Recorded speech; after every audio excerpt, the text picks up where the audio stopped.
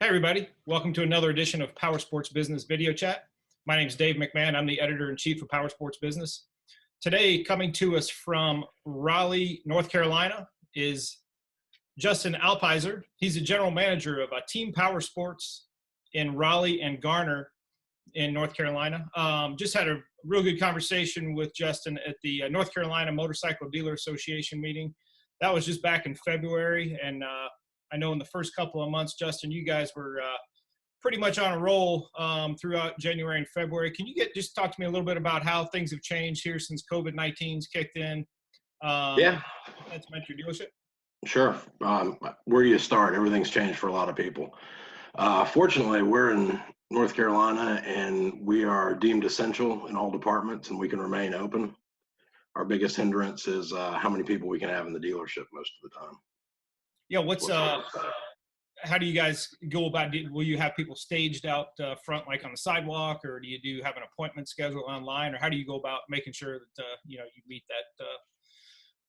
that goal of not having too many people in there?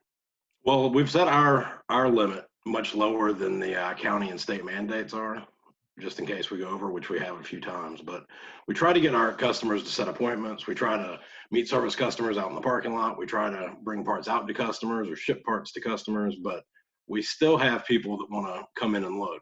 And unfortunately, sometimes we have to tell them to wait outside, if we're over capacity. And that's a strange thing to do, tell people not to come in your dealership. Yes, I've heard that frequently here in the past 3 or 4 weeks.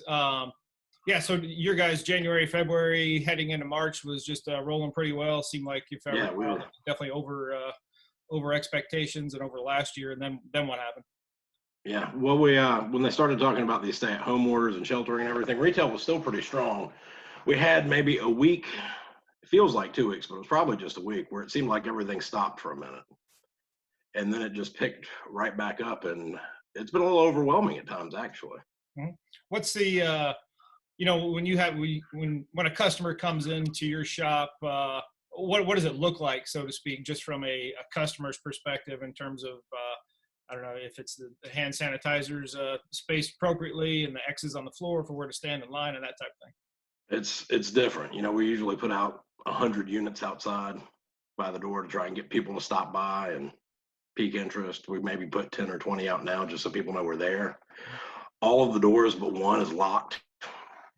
Sometimes it gets locked when it gets a little too crazy, but there's almost always someone sitting by the door determining if we're at capacity, if a department can handle another person. We have a wall of tires built in front of our parts departments. We have a winch wall in front of our service departments to keep people 6 feet back. We've had people jump those walls. We've had all kinds of crazy stuff happen. All the cashiering stations have 18 by 24 inch Lexan shields, including the finance offices, hand sanitizer and Clorox wipes all over the place. So it's a bit different than it looked 45 days ago. Yeah, one can only imagine. Yeah, what is it about when you look at, so when somebody comes in and they looked online for their unit and they're pretty much set by the time they get there that, hey, I want to buy this unit or helmet or tire for that matter. How much time is ideal for you to have that person in there, hopefully in and out, on a best case scenario? I mean, if it's a unit purchase, we would try to get them in and out in an hour, hopefully, and that includes going over maintenance schedule, unit delivery. Hopefully, they've sent in the finance app online. We've been able to get them pre-approved and all that stuff, so we can move it along pretty quickly. Right. For parts and stuff, people can be in and out in 5 minutes sometimes, and we prefer for them to pay, over the phone and us bring it out to them. But some people still want to come in.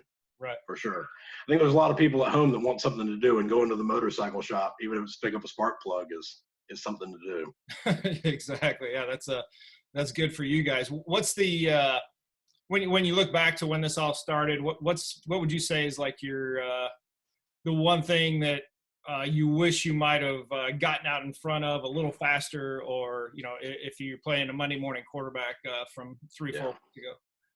Well, we can always do things better. One thing is I wish I would have gotten ahead of limiting the people in the dealership beforehand. After we got the stay-at-home order, and I mentioned we had that little dip in business. We had a Saturday with probably, I don't know, 40 or 50 people came in the showroom. It was almost out of control, and people were trying on helmets and climbing on everything, and it made employees uncomfortable and it made customers uncomfortable. Sure. And that was certainly a mistake on my part. But The only other thing is I wish I would have stayed on the gas with buying pre-owned units. The demand still seems to be there for pre-owned units. And I was, you don't know what's going to happen. And Right. that's the biggest issue with all of this is the uncertainty, I think. Sure. Yeah.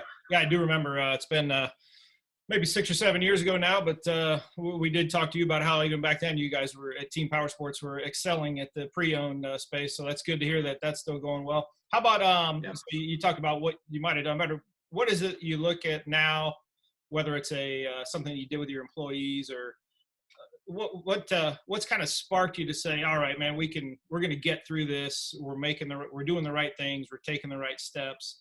Kind of what's that thing you might look back on that allowed you to think that, yeah, we're going to get over this hump all right? Well, this is pretty recent, but it's only been a few weeks, so we've been down to one door or a locked door. But when I realized how much business we can still do with locked doors, I mean, it's amazing. We're still up in units for the month with locked doors and not letting people in our showroom to look around. It's crazy. Wow, that's amazing. And just yeah, really appreciate you sharing some insight here with us this morning, Justin. That's a good way to wrap this up, just to let dealers and your dealer peers throughout the country know that even with locked doors, when you have that customer service element and those relationships that you build with customers, they're still going to want to get to still going to want to spend some time at your shop and get down there. And as you say, even get out of the house and buy that just to come in and make some contact with familiar faces, people who know are right. And also, before I let you go, though, I got to let you share a little bit about that Africa twin ride that you took last year, I think around this time or so. Can you talk a little bit about that for a couple seconds? Pretty close. Yeah, it's a published ride on the BDR side. It's called the MABDR. It's a primarily off-road ride from Damascus, Virginia, dips down into North Carolina, and then goes to Corning, New York. And it was an awesome time. And I'm ready for this mess to be over so I can go do some more of that. All right, Justin. Well, man, I appreciate it again. Good to see you a couple months ago, and hopefully we'll gather again somewhere soon. And until then, be safe, and we'll talk to you soon. Awesome. Thanks, Dave.